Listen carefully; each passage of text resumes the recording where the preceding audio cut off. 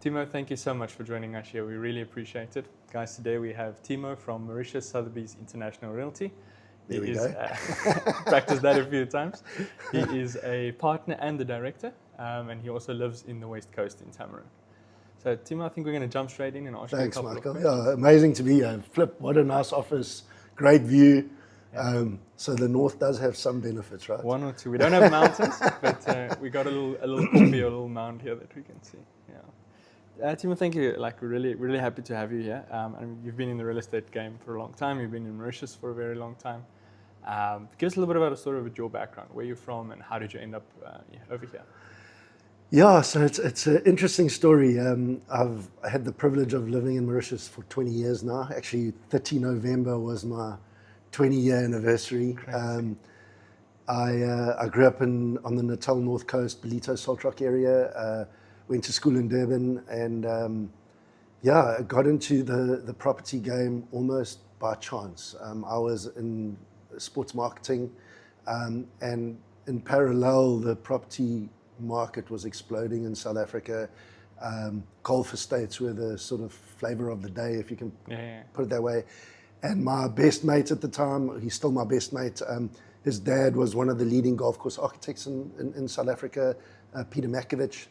And they were doing golf estates around South Africa, and with individuals who didn't know much about real estate. It was often farmers and landowners, and we through Peter, we got an opportunity to get involved in selling these golf estates, and we slowly built up a network. And through my sports marketing days, I was privileged enough to know some prominent sporting figures, and got them as early investors into these properties and golf estates, and I resigned from my job in sports marketing and started a real estate company with niche into golf estates specifically. Okay. And, all based in the sort of North Coast area? Or? No, actually our first big project was Elements Private Golf Reserve up in the Waterberg near Warmbaths. Yeah.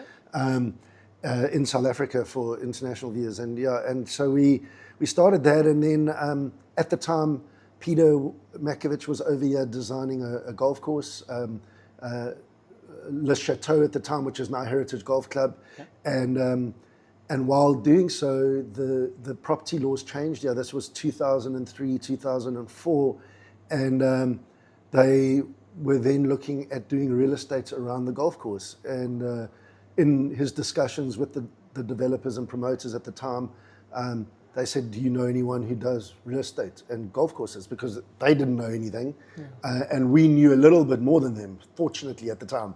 And so I came over to set up the first, the sales and marketing for, which was Villas Valriche at the time. 2005 I arrived, and the intention was to stay here for 2 to 3 years. We were going to sell out. Like everyone. Yeah, we were going to sell out the project in no time flat. And but then in normal fashion, life throws you into a different direction. And the project took a lot longer than anticipated. Moved my family over, at the time, very young family. I had a daughter of 2. My youngest daughter wasn't even born yet. So your kids grew up here? Yeah, so I've got 2 daughters, 22 and 19. It was actually my youngest daughter's birthday 2 days ago. Okay. Thank you. So we, and then just stayed 2009. So we went into a joint venture with the promoter from a sales and marketing perspective. 2009 financial crisis came. They bought us out of the joint venture, and one of the provisos or requests was that I stay and continue to help them, which suited us well. Family was settled by that. Yeah, it's and absolutely. So it's one of the largest property groups in Mauritius, the E&L group, and I stayed and assisted them with Valriche for an extended period of time. We then launched La Belize Marina subsequently, and then subsequently the Mocha Smart City. So very inwardly focused in terms of the projects that we were working on. And in 2000, and so it progressed, and we to the point where we brought Sotheby's to the island. But I know you had some questions around Sotheby's and how that all happened. Yeah, absolutely. I'm actually interested in your early days in Mauritius as well. I mean, just the privilege of raising a family, I think, in this environment. Yeah. And just what your experience has been. It's a question we get a lot about people.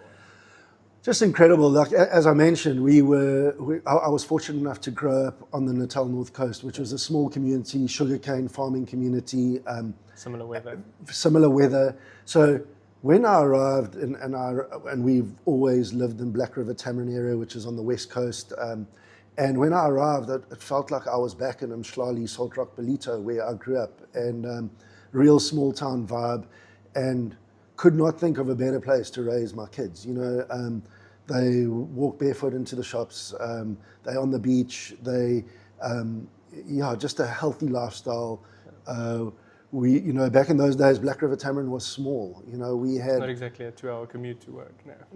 No. We had, I think, one doctor's room, one chemist. There was London Way, which is now the biggest supermarket. What was the biggest supermarket? It was a third of the size of what it is now. The story I always tell is, like, you didn't go to the shops there with knowing what you were going to eat that night. Like, you went and saw what was on the shelves, and then you planned your meals for that night and maybe the following night. But you were very limited in certain ways, but not in a bad way. You know, you learned to adapt, and it was quite humbling, and going back to basics. But in the same breath, also had exposure to amazing facilities and amenities through the hotels that we were associated to. So we lived this paradoxical life where our day-to-day life was quite simple, but yet we had flashes of extreme luxury. Yeah, and so yeah, as a family, it was an amazing experience, and very privileged. Yeah. Oh, awesome. Yeah. So sort of take us then to say post the financial crisis, 08, 09, market started correcting, and that's when you brought Sotheby's to the island. Yeah, so at the time, Mauritius and Labelese were primarily targeted to the international market, and still is. Although both projects are very close to completion now, and a lot of resales happening. But at the time, there was a thought within the group that if we owned an international branded real estate agency, it would help us sell the project specifically. And it was right to a degree. It did help us.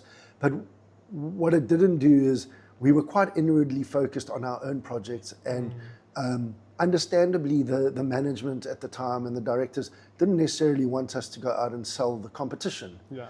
Where a brand like Mauritius Sotheby's International Realty, it deserves to sell the island, not just a few projects and ad hocly a property here and there outside. And I was always, I wouldn't say loggerheads, but I was always trying to push You this. could see the potential. Yeah, and then actually just pre-COVID, and I was one of the directors at Sotheby's, ran the business with a colleague, and they came to me and they said, no, they want to sell the business. And I tried to convince them to allow me to run it at arm's length, but keep it within the group. Fortunately, they said no. And just pre-COVID, we started negotiating a buyout. I went back to them and said, listen, I see the potential of this brand. My job within the E&L group had become more and more corporate. I am by nature entrepreneurial. I am a salesperson and hate sitting in meetings from morning till night. And and fortunately had an amazing relationship with them, and I still do. And they were very open to that. So we started negotiating a buyout of Mauritius Sotheby's out of the group, and then COVID hit and threw a bit of a spanner into the works, and sort of put it on halt a bit. And but they then came back to me and said, we really want you to take this brand, and it's in our best interest and in your best interest. And we negotiated a buyout. At the same time, my partner, Chris Lazar, he had real estate background from South Africa, came to Mauritius, didn't work in real estate for a while. He also very entrepreneurial, had a restaurant, had a car rental business, which he built up and sold both of them. He's a Mauritian citizen as well. He's a South African Mauritian, which was perfect. So and Chris is out and out salesman. Yeah. You know, he doesn't let go. So from early days, way before the buyout thing, I always said to Chris, "You got to come work with us. You got to come work with us." And then he joined one of our competitors, Pam Golding, and he was managing their West office for a while. And then through all this process, I said, "Chris, listen, here's an amazing opportunity. I'm going to buy this thing, and I need a partner. Like, I can't do it on my own." The North was non-existent in terms of market share for us, and Chris said yes immediately. You know, and in June of 2020, we officially took over the business. We bought it out of the group, and so we've been going for 5.5 years now, and just been the most incredible experience. We've got such a great team. We, you know, as a business, we've grown exponentially, and we've gone from really being a non-player in the market to being the second largest real estate. Yeah, congrats. I saw on the recently on the... we're trying hard to catch number ones, but it's tough. They've got a 25-year head start on us. So, but we're coming, and you know, yeah. So that all of that, yeah, it's just been a really amazing journey. Yeah, and it continues, you know, and yeah. So that's. Maybe tell us a little bit about, I mean, Sotheby's I think is well known to the audience as a global, I mean, it's a strong global brand, but a little bit about your travels. I know you guys go to Europe frequently. I know you frequent Southern Africa as well. Maybe a little bit about what you're targeting, what you're focusing on client-wise. Sure. So Sotheby's International Realty, so just a bit of background. A lot of people will know the Sotheby's as an auction house. It's one of the oldest auction houses in the world. Don't know if you saw, they just sold a painting last week for $234 million.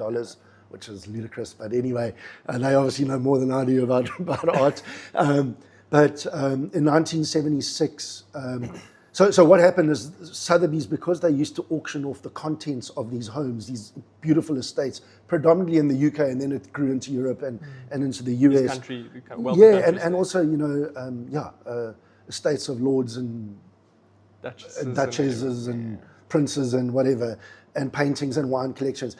But what they would be left with, they'd auction off the contents of a home, and they'd be left with the home. And the owners would go, "Well, can't you also do the home?"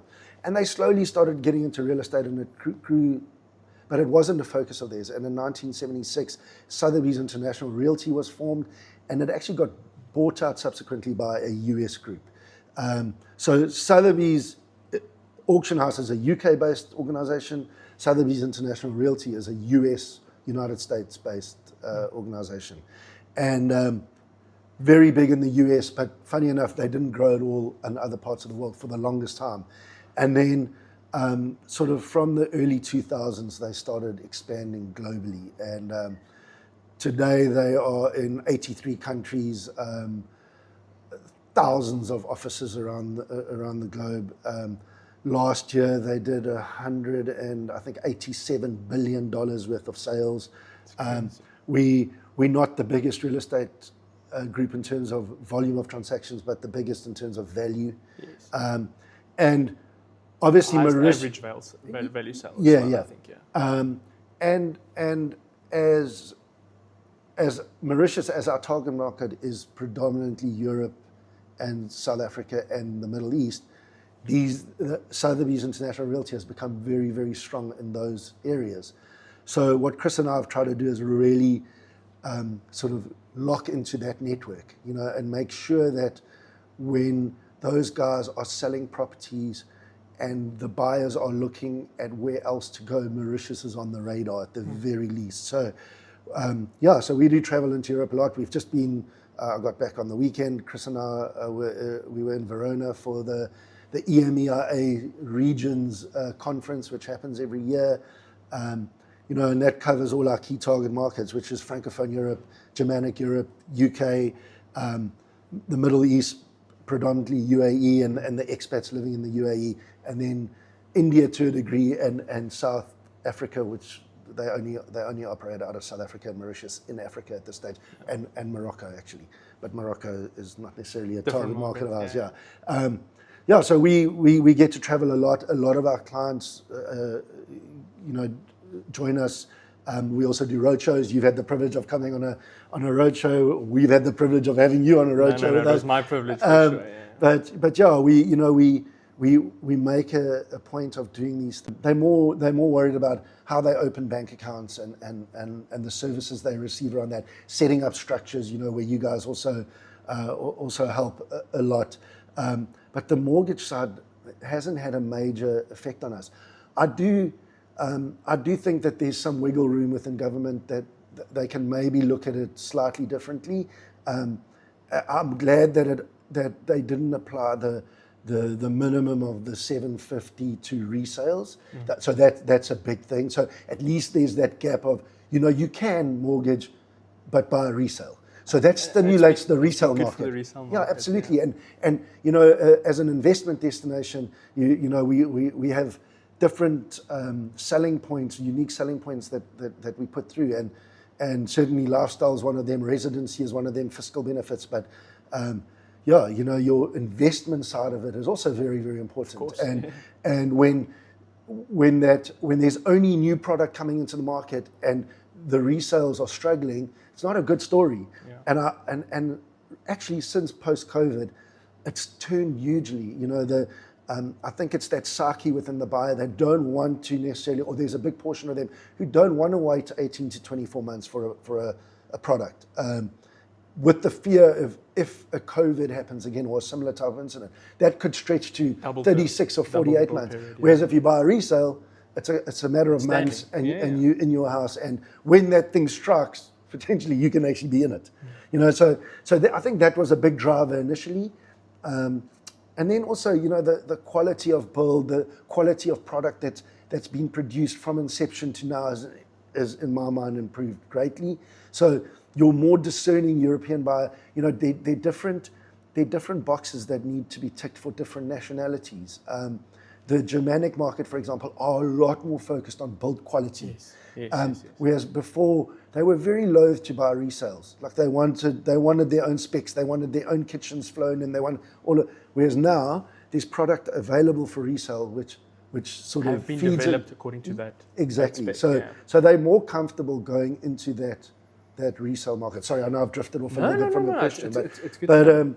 But yeah, so from our perspective, government, all the governments that I've experienced, and the political landscape in Mauritius, and governments change quite regularly, democratically, which is amazing, and there's great peaceful transfer of power. And the elections and all of that. But they've been very consistent in terms of their fiscal policies. Yes. And that's one of my main things that I say to people is even though we're part of Africa, in that sense we are very first world. And I try and get that across quite strongly. Just felt like the late 90s, early 2000s, that target that was set, those opening the borders, that mentality of building an IFC, building an international financial center of note, that has been aimed for, and that has been the target, which regardless of who's in power, that's what they keep aiming for. And Michael, at the end of the day, we are on an island in the middle of the Indian Ocean, and for us to operate, we need foreign currency flowing into this island. And there are various ways of doing it, and as you know, property is the biggest feeder of Forex, coming in. So they don't, as much as it's their aim to keep it going, they don't really have a choice either. And they realize that. And I know politically they've got a balanced thing with the local population in terms of selling the island and all of that, because that's the reality of it.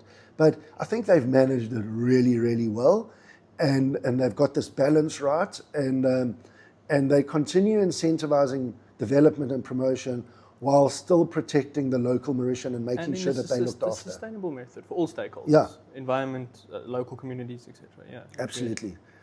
Jumping to maybe a little bit more of your personal investment philosophy when it comes to Mauritius. What is something you would advise on or look at specifically when investing in a property in Mauritius? It's so much depends on the individual and what their needs are. You get the super wealthy who it's a third, fourth, fifth home. It's not so much about investment. It's a lifestyle purchase. Yeah. So it's all about amenities and what comes with it, and where it is, and hence the reason One and Only has done so well, and the reason Four Seasons did so well right in the beginning. There's there's a segment of the market, albeit quite small, where that's very, very important. High value property, High value far property, from everything. where a 2-bedroom little villa in one and only sells for $2.5 million.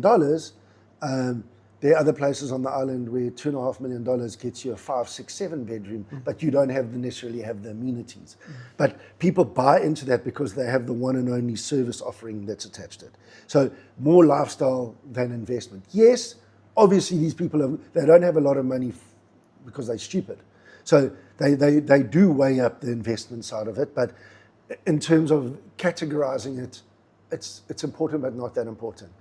I think your lower end of the investment spectrum, where this is a part of the family's wealth or the next generation's assets, and even guys, and it depends what nationality. The francophone market are buying much more for fiscal reasons. Like they want to become fiscal residents here because they want to escape the fiscal net in Europe, France, wherever. Whereas from a South African perspective, it's much more the residency side of it. So they want to make sure that they have a plan B, even the guys who don't live here. So different boxes get ticked by different people. And so your question, it really depends. But obviously on the low end, I always say, if someone comes to me and they say, we've got $2 million and we want a great return on investment, then I'll go, well, rather buy 400,000, $500,000 apartments. Your rental returns are going to be better. If you just look historically. And you can diversify a bit. Yeah. Your liquidity is better. It's much easier to sell one $500,000 apartment than one $2 million villa. Naturally, yeah.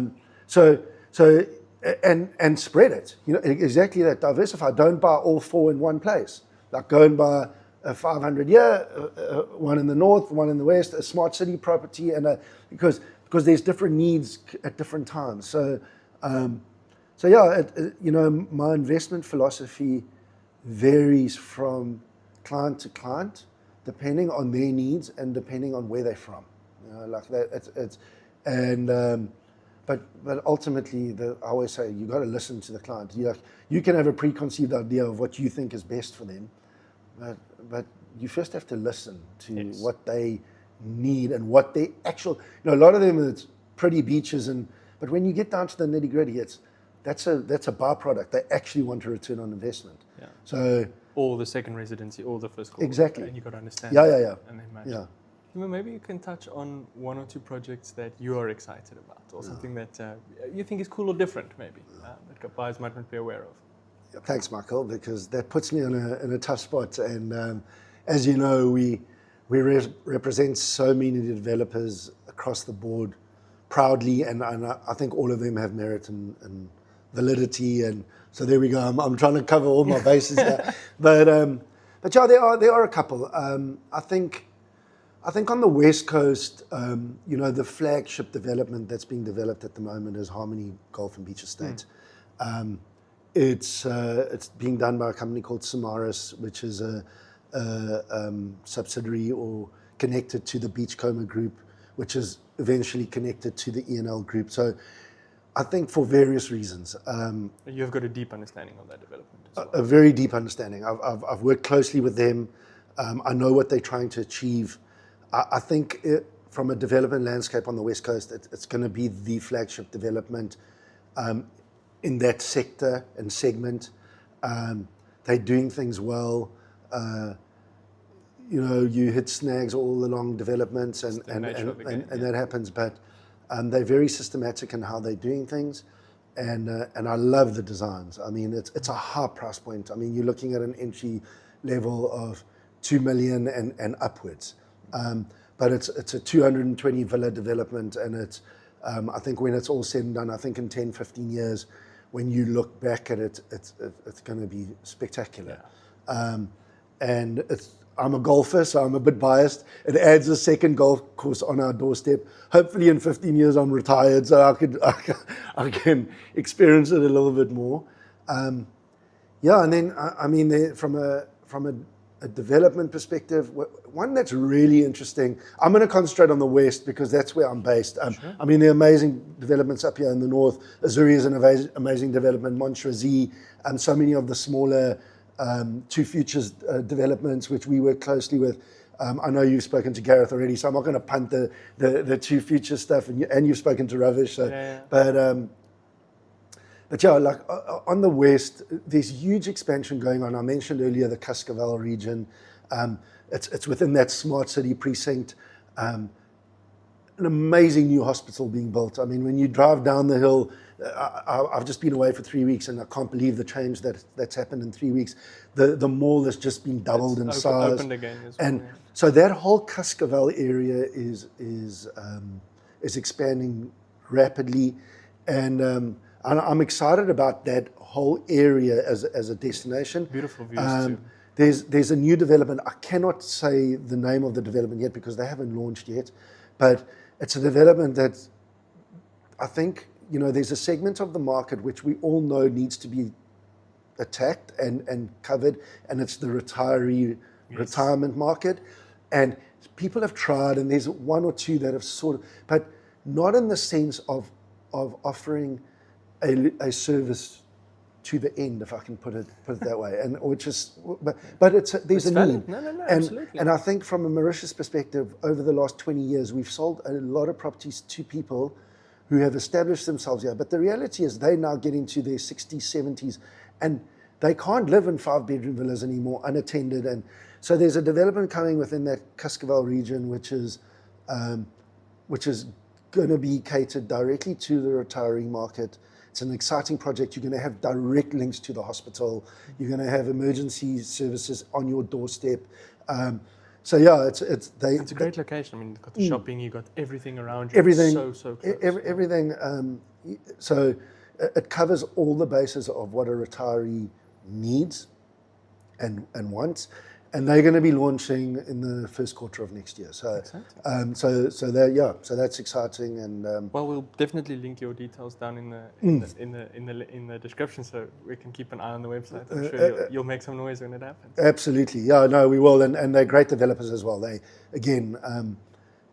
doing things systematically and well, and a lot of time has gone into making sure the product's right. So.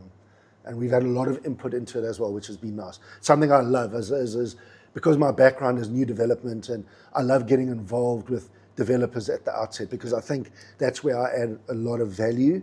It's satisfying too to see it go from greenfield. Oh, absolutely. I mean, one of my best things is like Heritage Villas Mauritius. When I go down there, pictures of yourself in gumboots and hard hats. Yeah, like literally. I mean, I've got one of my pairs of shoes is under one of the houses. I mean, it was mud, and I walked into, and when I pulled my feet out, my shoes were stuck there. But it was this deep in mud, and I just left them there. I mean, so under Villa 99 at Mauritius is a pair of my shoes somewhere. But yeah, La Belize. We walked onto that La Belize side in the beginning. It was a little river coming out into nothing, and we built I'm a very little part in the but envisaged and then built the only residential marina in Mauritius, and it's a flagship development, and it's amazing what they've done there, and that whole site had to be raised by 1.5 meters because of flooding. Of course, the water table. They had to dig all the canals there. A huge amount of work and money went into the infrastructure there, and yeah, we were there like when none of that was there. So that's really cool. Yeah. Awesome. Timo, thank you so much for that. I think for the next section we're going to flip the script a little bit. Yeah. Maybe if there are any questions that you or your team or even clients are asking about home loans, mortgages, even SMB property finance, and the service that we offered, there's something that you guys wanted to touch on. Well, I know we've just referred a nice client to you, and thank you for that. Pleasure. And so we appreciate what you offer. As I said, I wish we could use you guys more. Our clients don't have a huge need for it, but I think from our side is you have these regulations in place. How do you get around them? Tough question. So obviously. And I'm referring specific. You know what I'm referring to is the sub 750. Let's touch the 750 rule for a moment. And obviously, would never advocate getting around a rule in that sense. But there are ways to optimize the investment that we look at when doing that. So the 750 rule, as you might know, but some of the viewers might not yet, is end of 2024 in December, the government came out and said, all right, if a property is purchased straight from a developer, excluding the G+2 developments, that covers most of the developers, don't fall in that category. If a property is purchased straight from a developer, the first $750,000 contributing to the sales price has to be cash. So has to be the client's own funds. All funds, external funds. Those can be loans from outside. Yeah. So that's the first clue to the answer in your question there is, especially like you mentioned, you've got a lot of clients from Central Europe, Germany and Austria and Switzerland and such. The smaller investment banks that have good relationships with their high net worth clients there are happy to finance property in Mauritius. So we have seen one or two of those deals go through successfully, where the bank has got risk appetite for Mauritius, which I think speaks a lot to the confidence in the jurisdiction And as well. do you have input there? I mean, do you have any connections into that? Or? We can help with an introduction. Okay. Yes. We don't facilitate the process, but we can. Okay, help, cool. Yes. So that is definitely, that's one clue that you can look at, is getting offshore financing. Yeah. If you want to get local financing, you're going to have to look at a G+2 or a resale. And there's a third option as well, and that's actually refinancing. So it's something that doesn't seem very popular in Mauritius for a reason unbeknown to me. I think it's quite attractive, is if to take your existing property and draw equity out of a paid-off property. The banks are very, very happy to go up to 60%. On further investigation, they'll probably go quite a bit higher as well. You can pull 60% of the value out of that property. So, I mean, if you think you bought a place in Heritage or Montreuil or wherever, maybe for argument's sake, $600,000, and you had an appreciation of 50% over that period, you're sitting close to the $1 million mark now, you can pull out virtually your entire original 600,000 and use that to acquire more property. So the first one, you're going to have to put down 750. And what costs are associated to that? So there'll be a 1% mortgage fee charged by the bank, which is reduced to 50% of the fee when working with ourselves. Okay.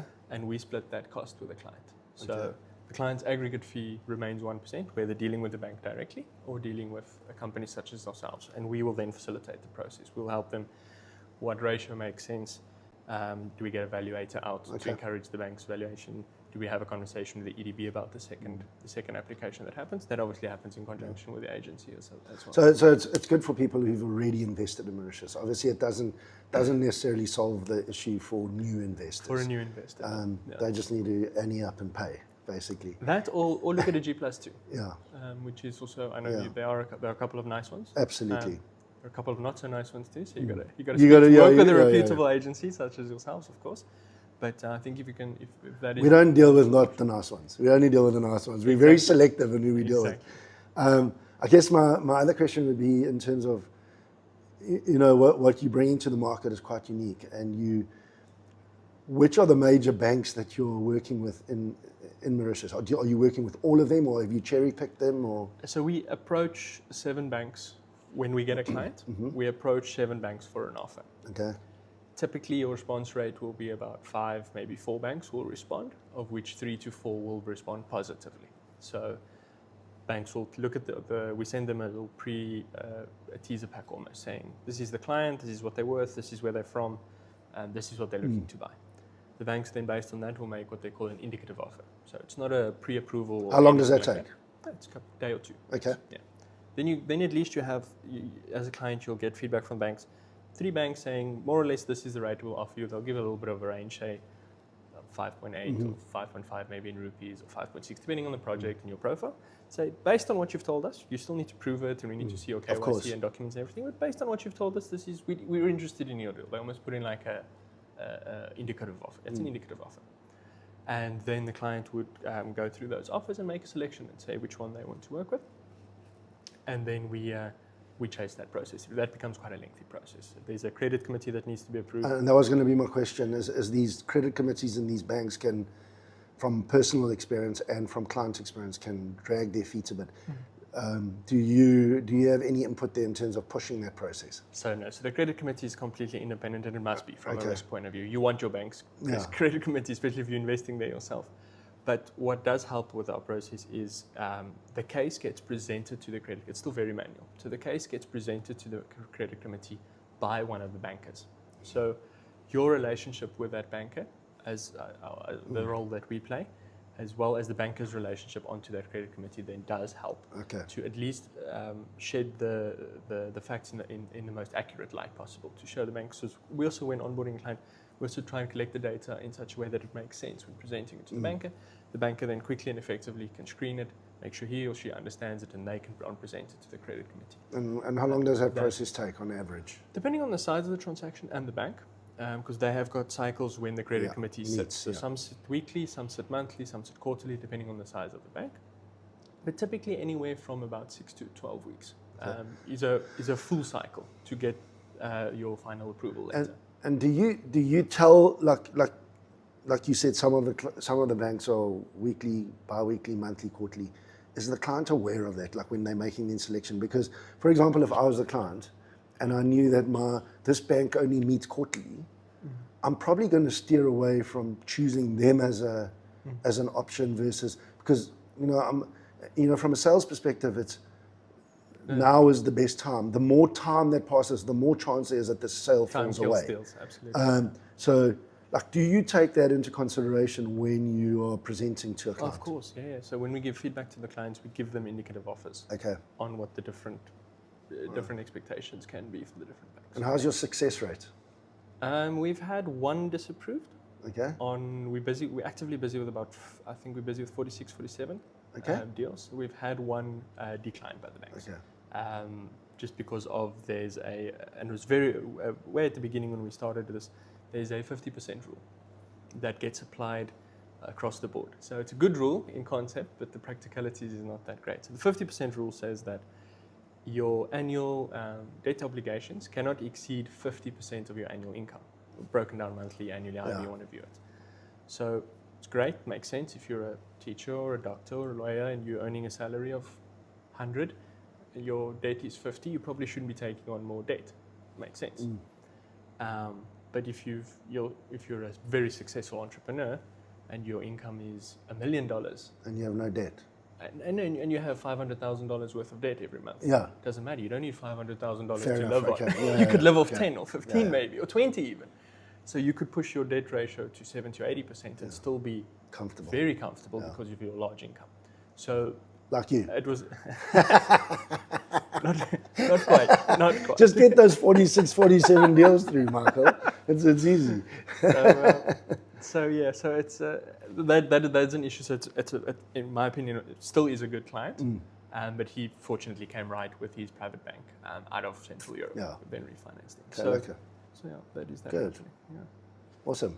Well, I think that covers what we wanted to do today. Thank you so much once again for coming. Thanks, man. Thanks for dragging me out from the west. From the north, you had your passport stamped. Yeah, and it's almost full. I'm driving up here so often, but thanks for the opportunity. We really appreciate it, and wish you well. We love working with you guys. Likewise. And go well.